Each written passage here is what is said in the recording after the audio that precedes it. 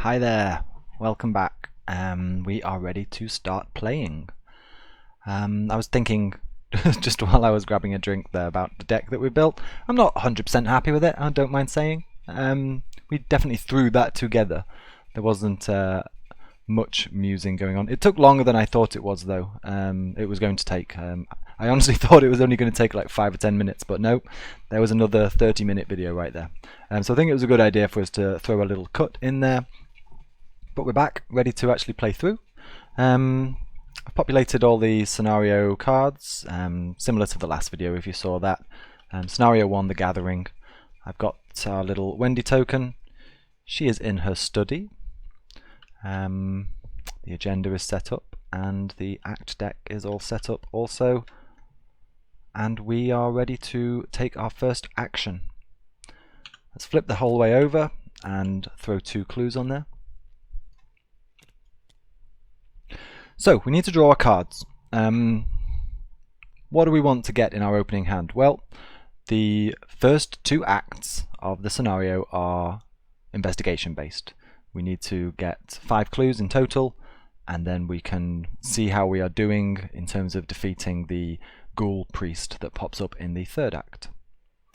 So we want to be, I'm thinking, mulliganing pretty hard for cards that allow us to gain clues fast and safely, consistently, with a minimum of risk. I should actually also, let's go around the board, just make sure that our deck is shuffled, the encounter deck is shuffled, and importantly that the chaos bag is shuffled. We are good to go. I won't go into flavor text at this point, we did that in the previous video. So let's just jump in. Let's draw 5 cards. What do we have? We have an agility skill card, going to be good for evasion. We have the sneak attack card, going to be good for combat.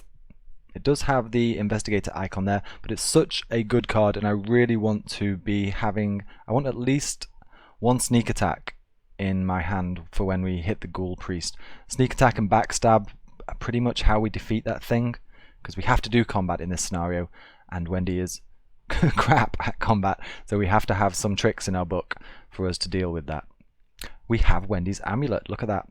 That is, because of the way Wendy's amulet works, ideally we play this middle-ish game, but it's so good to have in our hand. I think we do keep hold of that at a very, I'm not going to throw this. Could I throw this at just investigating clues? I don't know. We'll see what nightmares the encounter deck pops up. Maybe we have to sacrifice the amulet for something that we have to pass.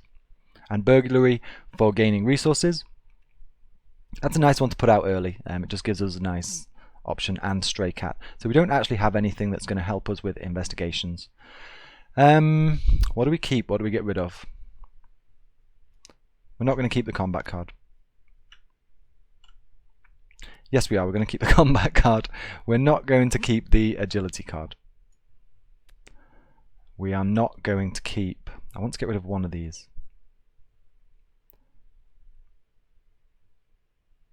I'm going to get rid of the asset.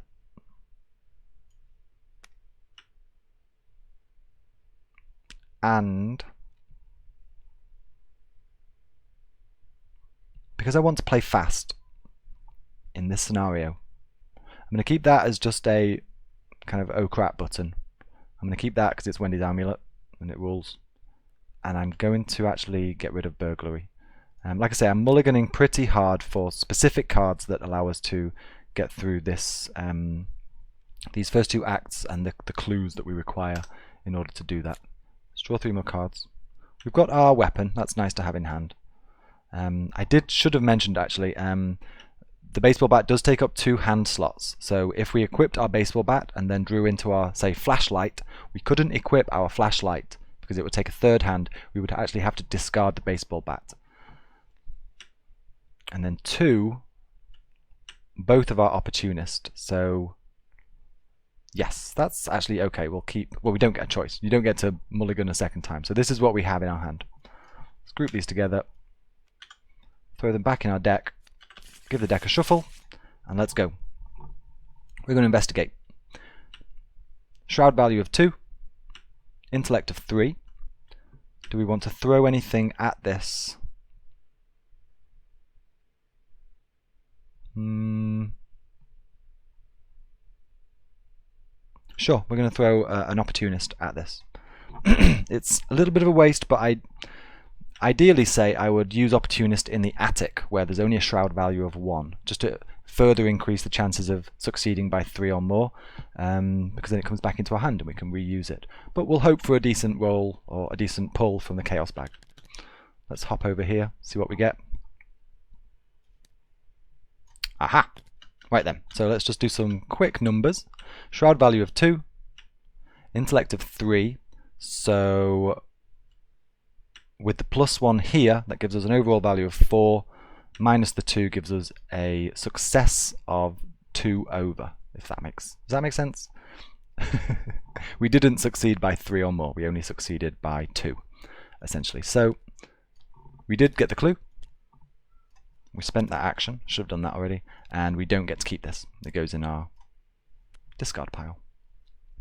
Second action, we will do the same thing. I'm not going to spend this opportunist. I'm going to see how this one goes with the bag. We're going to investigate again. At this point, we are 1 over the requirement. So if we get a -2 or worse, we fail. If we get a -1 or better, we succeed.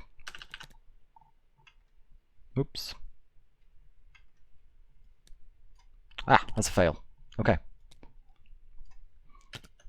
Let's head back here, and third action, we are going to investigate again. Try and get this last clue. Same thing. -1 is a pass. So first round of 3 actions are done. We've got our clues. Before we move into the non-existent enemy phase and the cleanup phase, do we want to advance the act now? If you recall, when we pop this act, what is going to happen is we're just going to move. I was about to say that we have to discard cards. Nope, that's the agenda that does that. I got a little bit turned around there. We're just going to move, and yeah, there's nothing, actually, no reason why we can't immediately advance the act, get out of the study, and set up the rest of the house. So the study, Wendy, you're not coming with us. The study's going away. Throw the study over there. Let's grab the house, bring it down into the play area, and we are in the hallway. And it was the wrong way around. That's the way it should be, yes. So it has a shroud value of 1. Ah, don't look at those. So I'd flip them at some point. They should be placed down like this. You shouldn't see that yet, but we all know what's on the other side of the cards, assuming we've played this once before. So there is Act 2 started. If you will recall, Act 2 requires 3 clues, but rather than, as we did there, just spending the clues when we want, we have to be in the hallway, and it has to be at the end of the phase, the end of the turn. So that's our situation right now. There are no clues on the board yet because we haven't gone into the attic and cellar. You only put the clues on there at this point. At that point, no enemies. Let's get our actions back.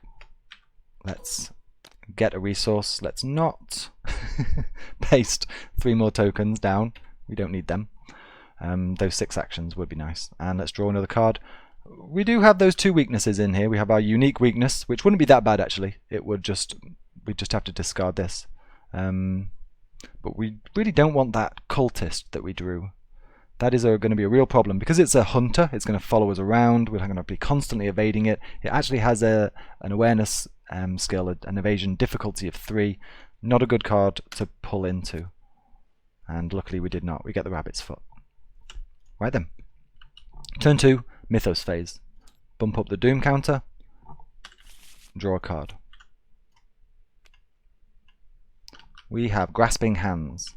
We test agility, difficulty 3, and take damage by each point that we fail. We have a decent agility, 4. So the question is, how lucky am I feeling? If we fail this miserably and take an immediate 3 damage for something, we can always discard a card and draw another token. So let's just take a natural test there. 4 versus difficulty 3. And we have a -1. So we pass. Wonderful. No damage taken. and this can go over in the discard pile. And we're on to turn 2. So then, do we move to the attic first or to the cellar first? I don't necessarily want to go into the cellar yet. I would like either the flashlight, our lucky event cards, or the especially look what I found event card, where we can fail by 2 and actually grab both clues. So let's, as a first action, move into the attic, flip the attic, shroud value of 1, 2 clues, and we take 1 horror. Let's pop 2 clues on there. And at this point,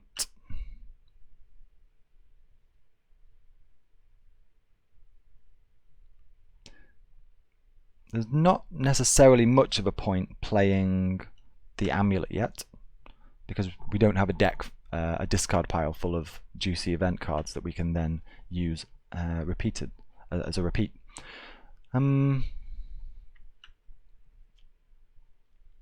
I think because the shroud value is just 1 and we're not necessarily in much of a problem here, we're not going to commit cards. We're just going to make a pair of investigation checks using our natural intellect of 3.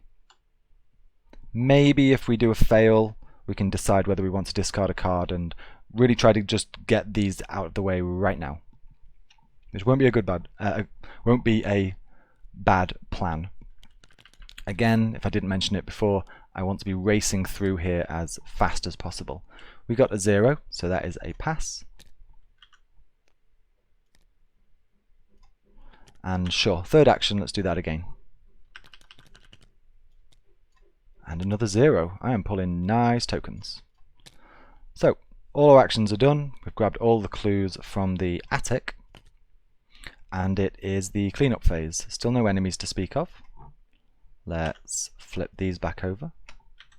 Let's gain a resource. Let's not draw a cultist. Nope. That's nice. So we're setting up nicely. Worst comes to worst, we end up in the cellar and we just have a bad time poking around in the dark. We'll see how that goes. End of the turn. Mythos phase 2.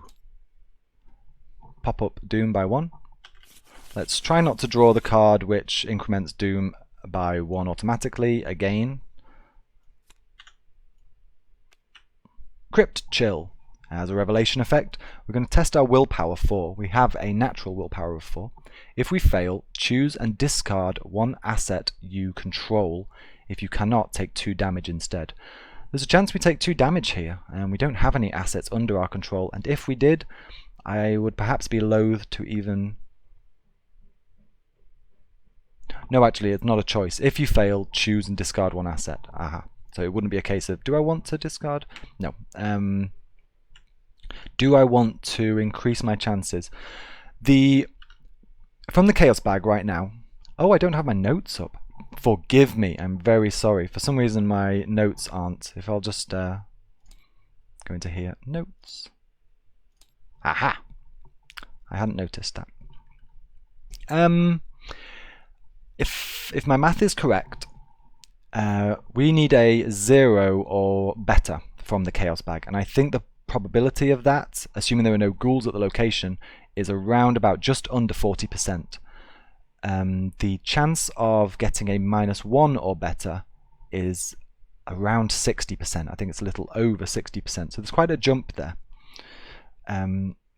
If you have to get a 0 modifier or better and you can bump that up to a -1 or better, you are making a big difference in the likelihood that you pass your test. Do I want to take 2 damage? I really don't want to take 2 damage, so I am going to... This is a willpower test. Do I have anything I can commit for willpower?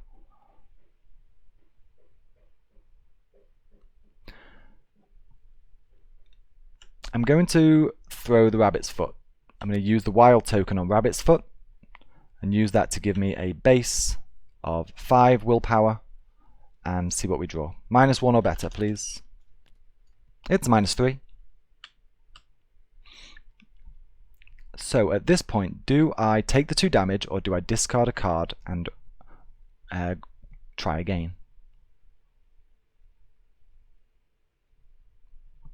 I think I'm going to discard emergency cash because it is an event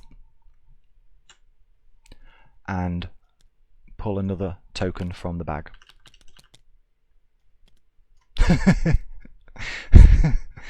Oh dear.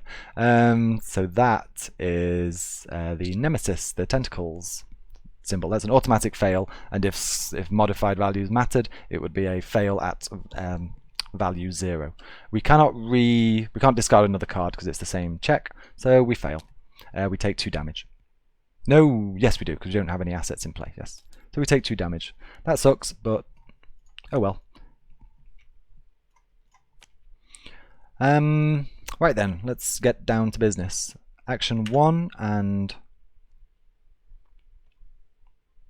action 2.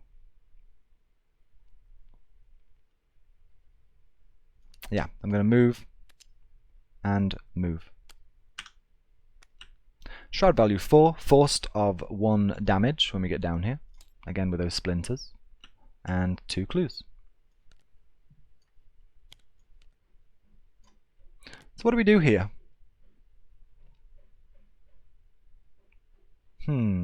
Options wise, we can slow down, wait till we get a decent item. I could spend this last action drawing a card. Or if we want to be really fast, I could throw Wendy's amulet at this. Add 2 to our intellect.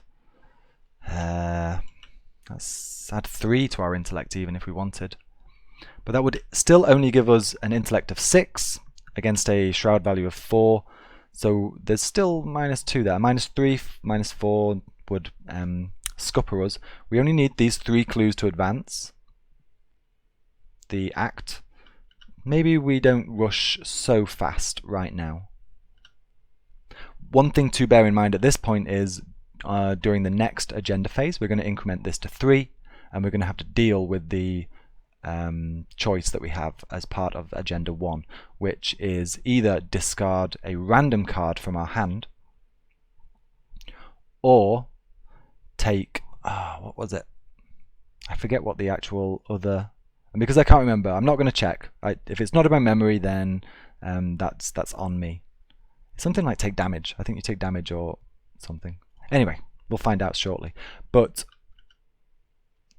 I think it's 2 sanity damage. I don't necessarily want to be discarding Wendy's amulet. So, but if we play it now, the only event we have in there is the resource cache. So we would play this for 2, then we would use an action. It wouldn't actually make any sense because all we would do is spend an action to get 1 resource in aggregate, which is, you can do that anyway. So that's not going to be a good play. There's no point playing Wendy's amulet until we populate the discard with a few more event cards. So maybe, given that it's going to be a 1 in 4 chance that we discard it anyway, 25%.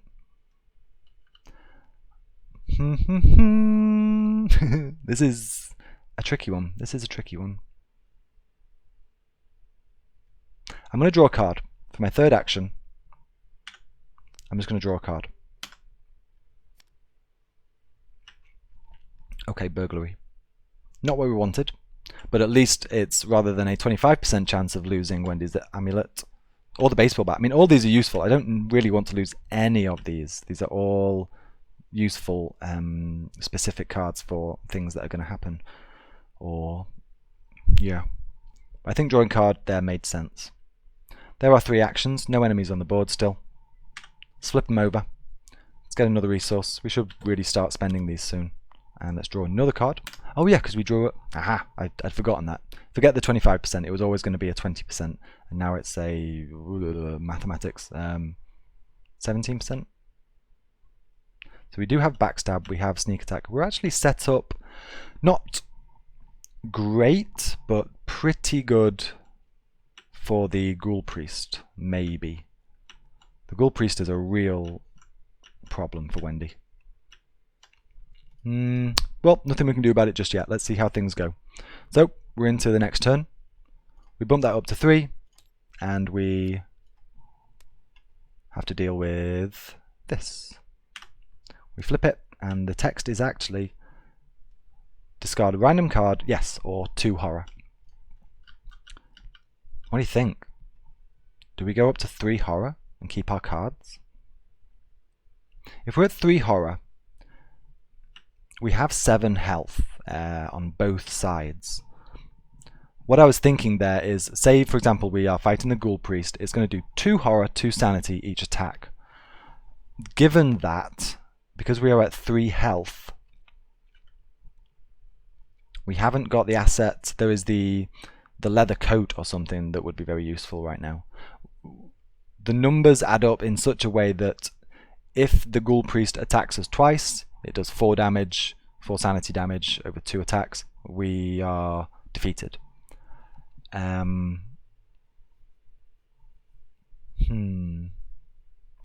I'm thinking of that in terms of, if I do put this up to 3, we are then, even if I were able to get a buffer for my health, I would still only be able to take 2 attacks from the ghoul priest. Or even 2 failed skill checks because of his retaliation ability. But we are at that situation anyway with health. We can't guarantee we're going to draw into a card that allows us to stack health onto it so that we don't have to suffer that. So I am actually going to take the 2 sanity damage, and I'm going to keep my cards. Yeah, we're going to do that. Okay. I think that's a better option. Whew. But that's what we've chosen. So that was the Doom increment, the agenda advancing. We still have to draw an encounter card. So this is where the choice I just made backfires catastrophically in my face, obviously. We'll draw a card. Let's see what happens. Looks like an enemy. Ooh, okay. That's perfect. Oh, that's wonderful. So this is an interesting enemy card. It's arguably one of the more difficult basic enemies that you're going to find in the encounter deck. As you can see, it has difficulty 4 combat. It has 4 health. It only has an evasion of 1. You see above in the middle, it says you get victory 1. So this actually counts as a victory point at the end. To be honest, I am not farming victory points in this game. I am just going to try and successfully escape with my life and perhaps a better idea of what's going to happen in the next scenario. The very important text on here is that it spawns in the attic, which is why I kind of made a little woohoo noise, because we're no longer in the attic. We do not ever need to go back in the attic. There's a ghoul in the attic. Hopefully we don't have to deal with it. There might be a few things that occur in this scenario which mean we are forced to deal with it later, but I shall leave that up to Providence to decide. So yeah, there's a ghoul in the attic, and we are just going to ignore the bangs above us and carry on as we are. That was fairly fortunate. Reset down. This is difficulty 7. We have 7 turns before things get really nasty. So let's try and take 7 turns, avoiding crappy encounters, building up our plan for how to deal with the ghoul priest and win this thing. What shall our first action be? We're still no better at gathering clues in a dark cellar.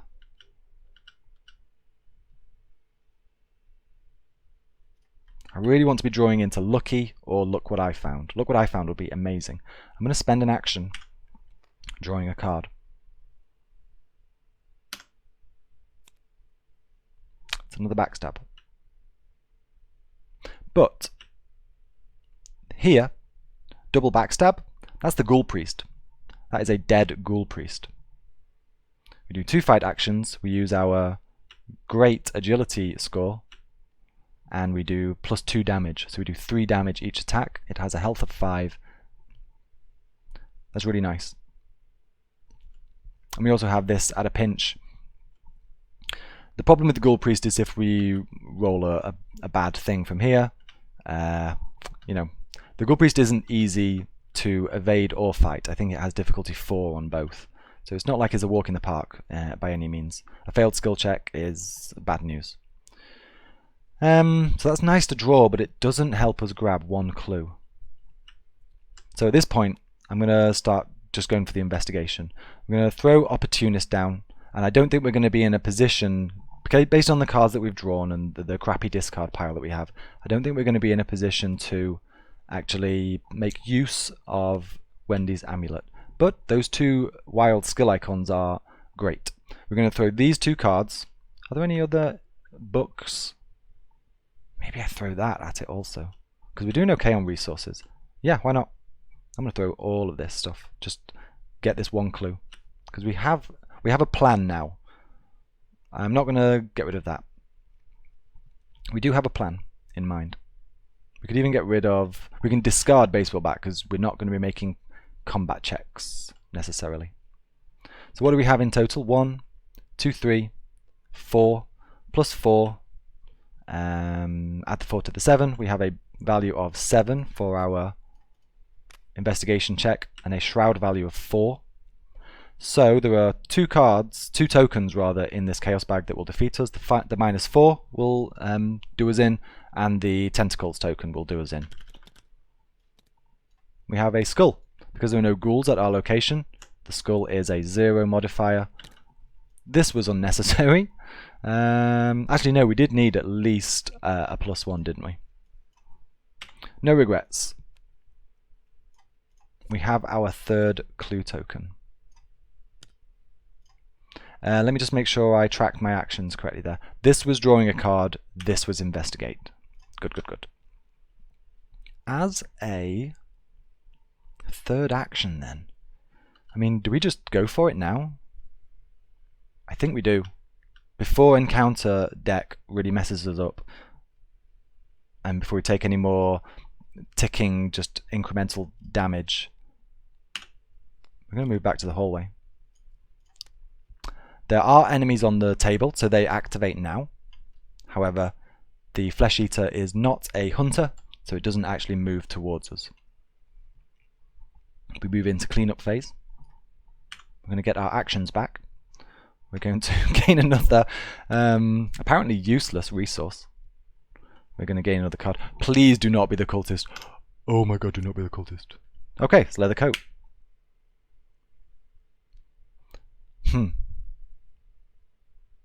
So going back to the choice where did we take 2 damage or do we discard a card? In hindsight, we would have had the option here. We would have been still at 3 health and 1 sanity.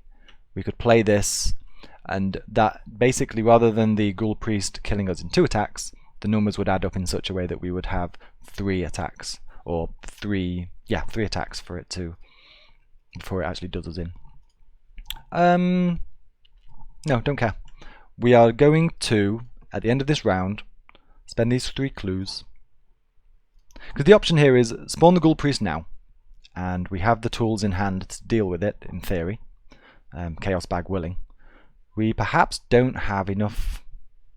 No, because we can discard baseball, we can discard leather coat for... Yeah, I think it'll work out. I think we should be okay here.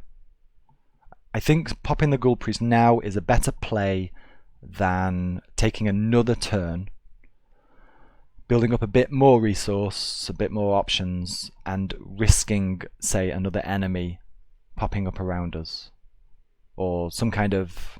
just something which perhaps makes us... There are cards that make you freeze in fear, makes you unable to act in that turn. I don't want to take any more encounter cards than we have to. So, with that in mind, yeah, we are going to do it. Goodbye clues. Goodbye Act 2.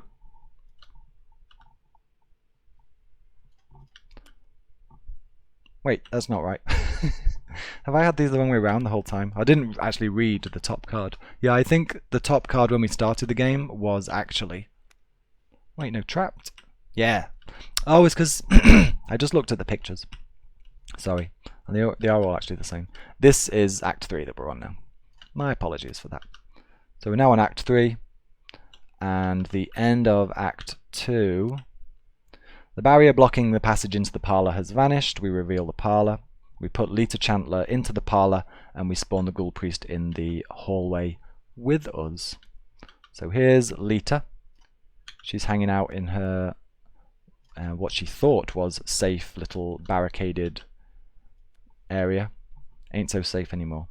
The Ghoul Priest pops into the hallway, immediately engages us. Hi, Ghoul Priest. And we begin the next turn. Oh, we actually reveal this, and we have some... It was the wrong way around. I tell you, physical, when you're playing this with a physical deck, with the core set on your kitchen table, you won't have this problem. It's a little bit hard to make out when you're playing Tabletop Simulator, unless you're doing this all the time, which I tend not to. But you become so familiar with the cards that you don't even necessarily need to. You can do a lot of it just in your head. I'm now rambling because I'm reluctant to face this. I'm less worried about this, I'm more worried about what's going to happen now. Put one on the Doom counter, the next turn. Is this matching the 7? No, it isn't. Oh, let's do it. See what we get. It is an enemy. So it's just a ghoul minion. Problem with this, I suppose, is that because there will now be my immediate... I mean, this isn't a difficult enemy, but if we draw skulls now from the Chaos Bag, this is a ghoul. The Ghoul Priest is a ghoul. Skulls are now a -2. So whereas the skulls were just 0 modifier tokens, in a 16 token bag, we had 2 0 modifiers. Great. Those 0 modifiers are now -2 modifiers. That does not help our percentages, shall we say. If you just give me a moment, I'm going to take a little sip of water.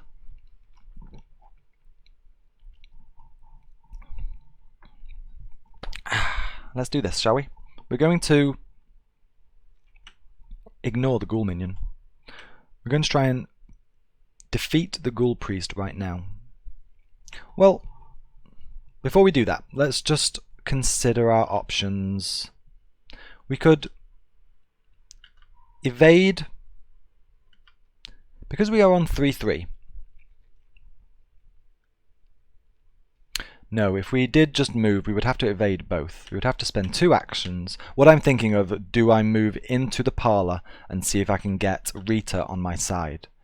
The parley test to get Rita under your control is a difficulty 4 book check. Not easy, not in a solo investigator game. I guess that is much more doable if you're playing with multiple investigators. One person can kind of tank the monsters, the other person goes and pleads with Lita to help out. I don't think in a 1 investigator game that's perhaps the best play. We would have to spend 2 actions evading, and then a 3rd action moving in. This is a hunter. He's going to follow us and attack anyway. That's the wrong play. We have to just try and knock the Ghoul Priest out this turn. So let's give that a go. We don't take attacks of opportunity from doing fighting, so I can ignore the ghoul this turn and just fight the Ghoul Priest, and I won't take opportunity attacks from the ghoul. So let's do this. I mean, I am stalling a little bit, which I apologise for. I would really like to win. We have enough assets for all of these. We're going to fight using backstab as an event. We're going to spend 3 resources. Action 1, fight. This attack is going to use my agility instead of punches, fists, and it's going to deal 2 damage. We have an agility of 4, and it is a... oh jeez, this is actually really bad. Because of the ghouls spawning, that extra -1 from this, those skull tokens are... so we have a combat check of 4. And we don't have anything that we can throw at it.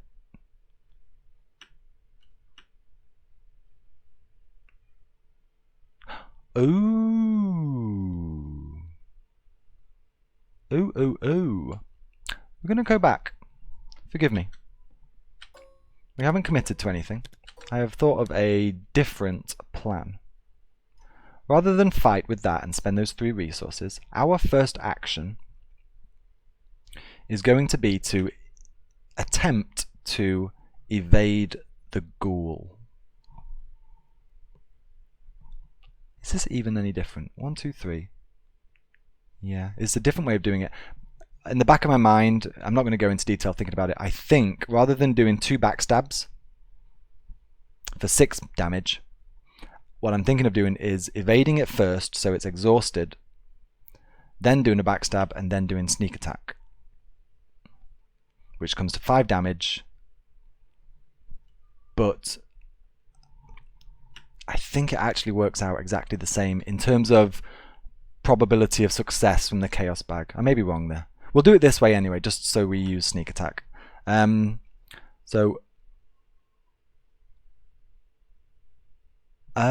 no, that wouldn't work because that would take 4 actions. It would be an evasion for 1, backstab for another, sneak attack for a 3rd. No, it wouldn't be. Yeah, sure, let's do it this way. She's not done any evasion.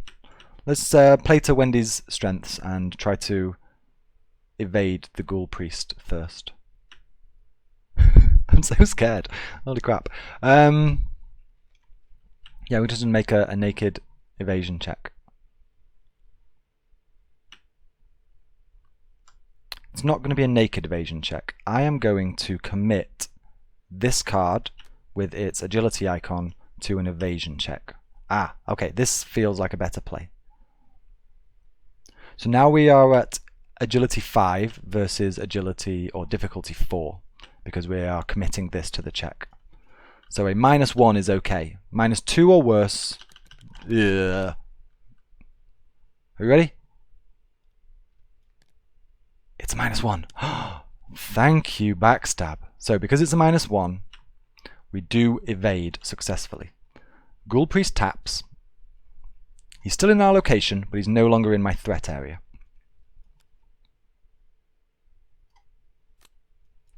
Whew, okay. Now, as a second action, we're going to play sneak attack. We're going to pay 2 resources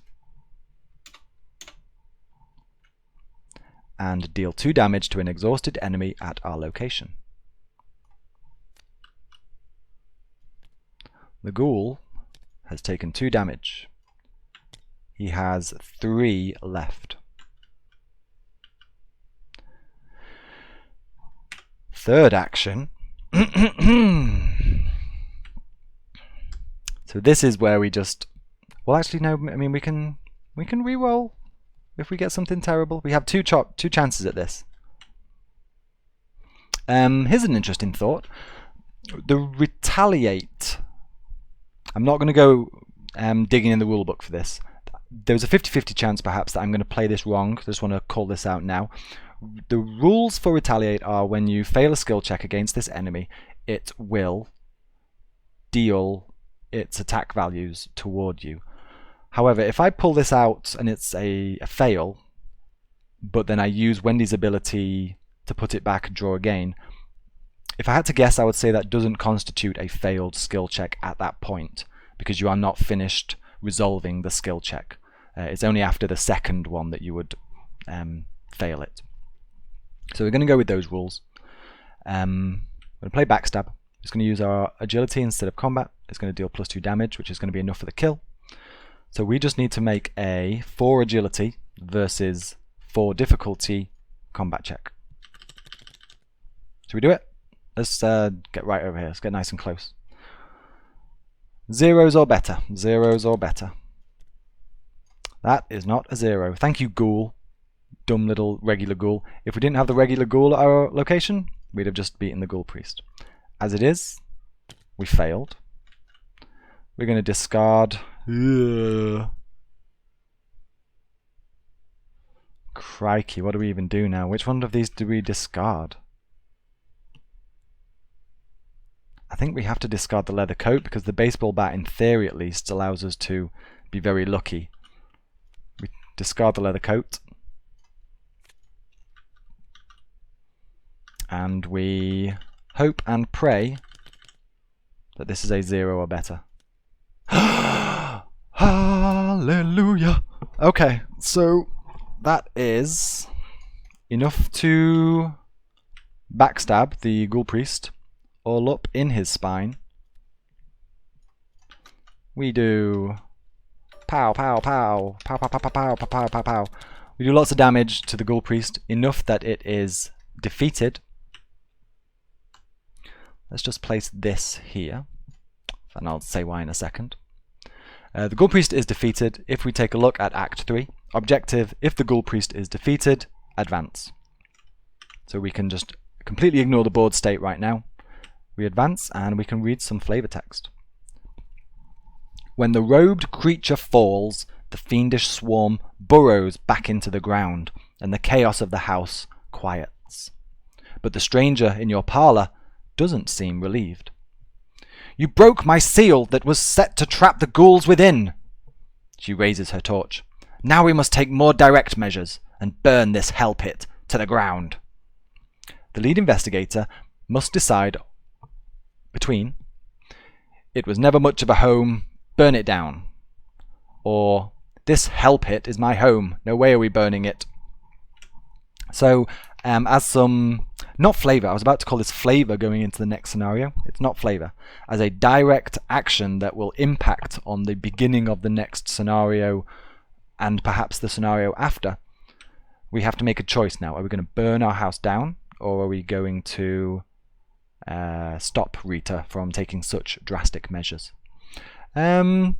And because we're not going into the next scenario, I'm just going to let you decide. Imagine you are playing, this is your situation, you're going to go into scenario 2. Do you burn the place down? Do you not?